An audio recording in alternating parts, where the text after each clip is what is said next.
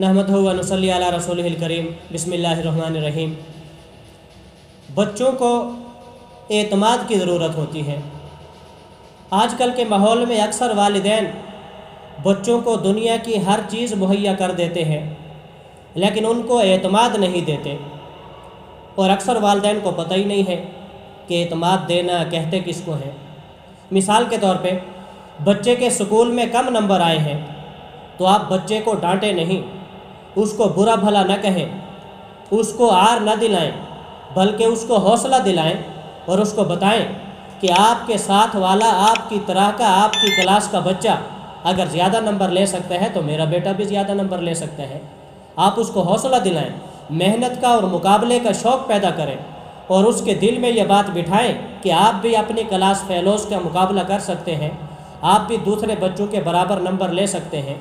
इसी तरह अगर बच्चा घर में शरारतें करता है, तोड़ फोड़ करता है, नुकसान करता है, तो फिर भी उसको डांटे नहीं।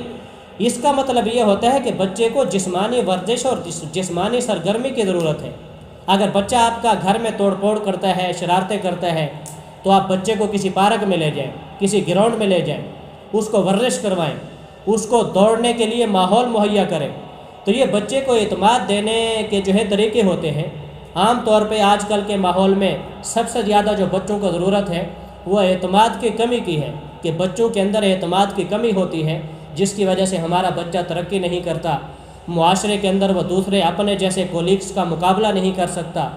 इसी तरह हम जो है बच्चों की ज़रूरत ये समझते हैं कि बच्चे को मोबाइल दे दिया, गाड़ी लेके दे दी, पैसे दे दिए, ATM कार्ड दे दिया, तो ये बच्चे की ज़रूरत नहीं है। बच्चे की ज़रूरत उसको एतमाद देना है, उसको वक़्त देना है। आप जो है वक़्त से बाहर की ज़रूरियात से फ़ारिग होकर घर तशरीफ़ लाएँ और बच्चे को वक़्त दें, उसके पास बैठें, उसके साथ दोस्ताना ताल्लुक़ पैदा करें, उसको अपने साथ इतना बेतकल्लुफ़ करें कि बच्चा अपनी तमाम अंदर की कैफियत और बातें आपसे शेयर कर सके, आपसे बता सके। जब आप बच्चे को वक़्त देंगे, उससे दोस्ताना माहौल और ताल्लुक़ पैदा करेंगे, उससे बेतकल्लुफ़ होंगे, तो फिर देखना कि जब आप रात को बच्चे के पास बैठेंगे, बच्चे को अपने सीने पे लिटाएंगे, तो बच्चा सारे दिन की आपको कारगुजारी सुनाएगा कि स्कूल में ये हुआ, घर में ये हुआ, ग्राउंड में ये हुआ, गली में ये हुआ, फ़लाँ बच्चे की मैंने पेंसिल छीन ली, फ़लाँ बच्चे को मैंने मारा, फ़लाँ बच्चे ने मुझे गाली दी, फ़लाँ बच्चे को मैंने गाली दी। तो बच्चा जब सारे दिन की कारगुजारी आपको सुनाएगा तो फिर आप बच्चे को बताएंगे कि आपने जो फ़लाँ काम किया था वो गलत था, फ़लाँ काम किया था वो सही था।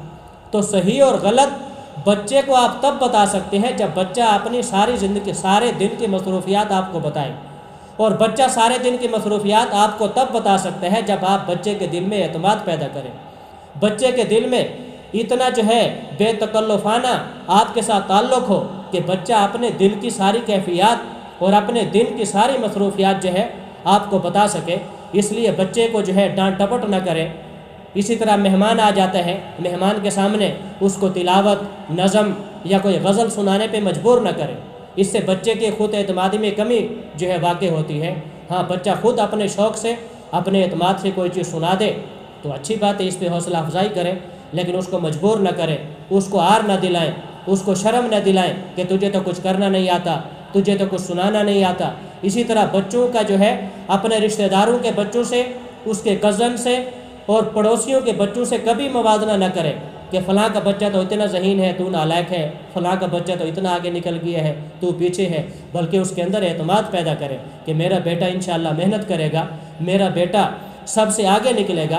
तो बच्चे के अंदर आप एतमाद पैदा करें, फिर देखें कि बच्चा आपका फर्मा बरदार बेटा भी बनेगा और मुआशरे का मुअज़्ज़ज़ शहरी भी बनेगा और इंशाअल्लाह तरक्की भी करेगा।